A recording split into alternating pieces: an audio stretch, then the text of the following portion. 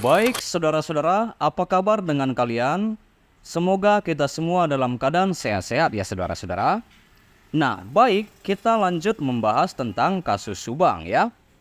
Kita kembali membahas ataupun menyimak pemberitaan kabar kasus Subang ini saudara-saudara.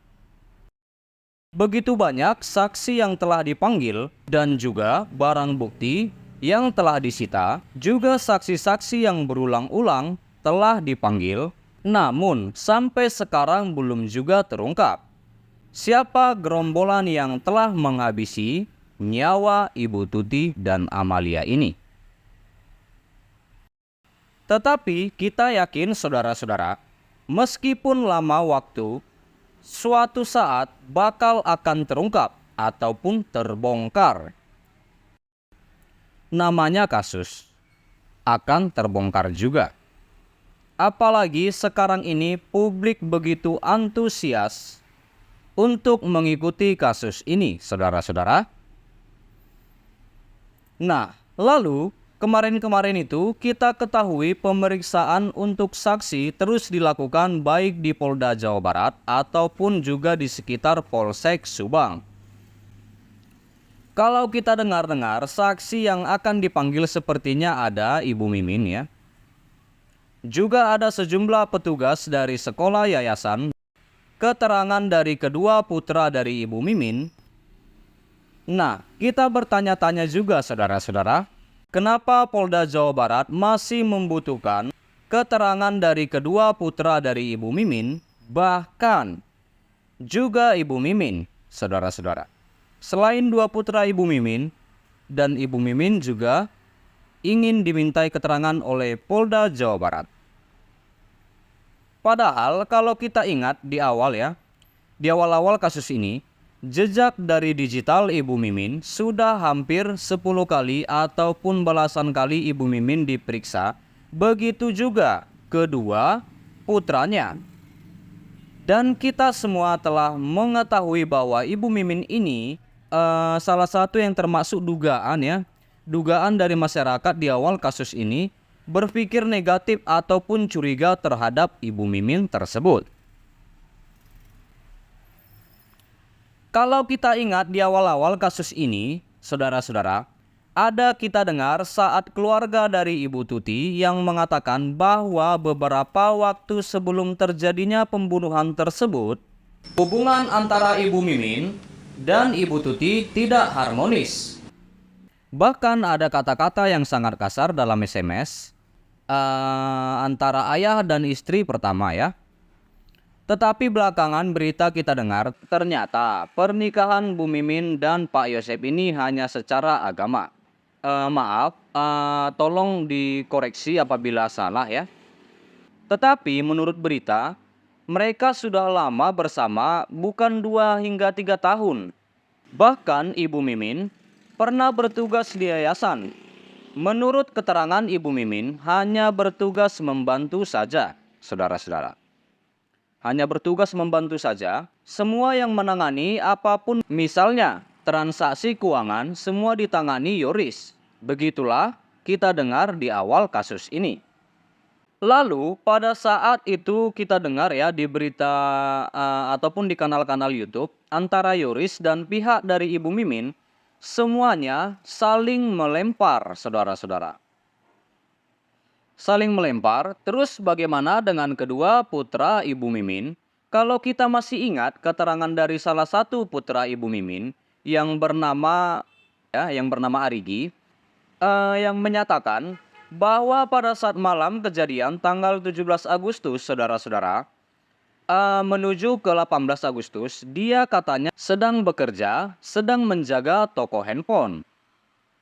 Pada saat itu putra Ibu Mimin sudah memiliki alat bukti yang kuat yang meyakinkan bahwa saat itu kedua putra Ibu Mimin berada di tempat kerjanya, saudara-saudara. Iya. Tetapi kalau kita ingat keterangan Yoris yang menyatakan bahwa Pak Yosep sama Ibu Mimin tidak mendapat apapun dari yayasan. Ibaratnya gaji Yosep sama sekali tidak ada. Nah lalu saudara-saudara, pada saat itu Aiman sempat bertanya ke Yoris, Aiman itu maksudnya reporter yang dulu sempat di Kompas TV ya, saudara-saudara. Nah, Aiman sempat bertanya ke Yoris, jadi dari mana untuk kebutuhan Pak Yosep dan Ibu Mimin?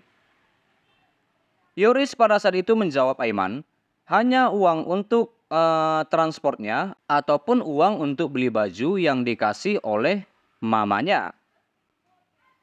Jadi kebutuhan Ibu Mimin sama sekali tidak ada ataupun tidak diketahui ataupun Yoris tidak tahu menahu dari mana untuk kebutuhan Ibu Mimin. Hanya Pak Yosep yang dikasih transportnya ya saudara-saudara, ataupun ibu membelikan, maksudnya Ibu Tuti membelikan bajunya untuk kebutuhan pribadi Pak Yosep, saudara-saudara. Kata Yoris, papanya boros. Aneh, saudara-saudara. Dan pernah juga kita dengar Pak Yosep minta uang sama Amelia dan lain-lain, saudara-saudara. Apakah Pak Yosep ini hanya meminta-minta saja? Apakah dengan selama ini Ibu Mimin dan putranya marah? Nah, baik, kita lanjut. Di mana menyatakan bahwa harus dilakukan DNA garis keturunan ibu. Ini sudah pernah kita bahas saudara-saudara di video sebelumnya ya. Kalau dalang dan orang yang turut membantu dan orang yang mengetahui bisa saja petunjuk dari CCTV. Misalnya seperti kita tahu CCTV yang di depan Alfamart, juga anjing pelacak, tes kebohongan, kemudian juga ada jejak dan noda-noda, banyaklah saudara-saudara pokoknya. Ada lagi pagi-pagi yang beli nasi goreng, melihat Pak Yosep dan Ibu Mimin ada di depan rumah TKP yang tiba-tiba menyatakan bahwa yang melihat itu katanya bohong. Macamlah saudara-saudara, macam. Sebegitu banyaknya kejanggalan-kejanggalan bagi kita yang selalu mengikuti kasus ini, saudara-saudara.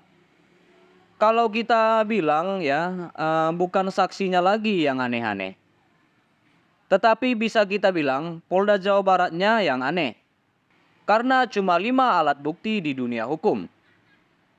Di mana keterangan saksi, keterangan ahli, keterangan terdakwa, petunjuk, dan surat. Hanya dibutuhkan 2 alat bukti untuk menentukan satu orang sebagai tersangka. Kita ketahui sudah banyak alat bukti tetapi belum menentukan tersangkanya. Nah, jadi saudara-saudara, demikianlah kali ini berita kita. Kita akan mengikuti terus hingga gerombolan kasus ini terungkap. Siapa dalangnya, siapa pelakunya, saudara-saudara. Jangan pernah bosan karena saya pernah membaca komentar beberapa saudara-saudara. Beberapa komentar-komentar saudara-saudara sekalian, ada yang mengatakan bosan. Jangan pernah bosan, jangan pernah lengah. Kita harus tetap kawal, biar mereka terungkap siapa pelakunya. Dan terima kasih buat saudara-saudara yang selalu dukung aku, karena dukungan kalian adalah semangat juga buat aku. Terima kasih sudah menonton. Please jangan lupa di-share video ini saudara-saudara. Jangan lupa di-share, bagikan video ini. Dan juga jangan lupa di like, komen, dan subscribe, dan nyalakan juga loncengnya. Terima kasih.